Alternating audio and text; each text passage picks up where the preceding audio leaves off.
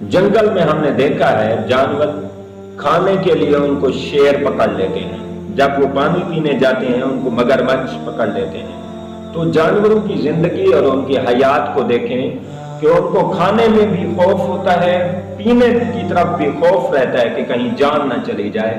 انسان تجھ پر اللہ کی مہربانیاں دیکھ، تیرے اوپر اللہ کی کرم نوازیاں دیکھ کہ تو بے خوف ہو کر اپنے گھروں میں کھا بھی رہا ہے، پی بھی رہا ہے۔ اس لیے رب نے فرمایا وَإِنَّ الْإِنسَانَ لِرَبِّهِ لَكَنُودٌ، یقیناً انسان اپنے رب کا ناشکر ہے۔ فَبِأَيِّ آلَاءِ رَبِّكُمَا تُكَذِّبَانِ، رب نے 31 دفعہ فرمایا کہ انسان تیرا شعور جمع ہو چکا ہے، تیری عقل سلیم ہو چکی ہے، اب بھی تو شکر نہیں کرتا۔ تو فَبِأَيِّ آلَاءِ رَبِّكُمَا تُكَذِّبَانِ، پھر رب کی کون کون سی کس کس وقت تک کی نعمتیں تو جھٹلاتا رہے گا۔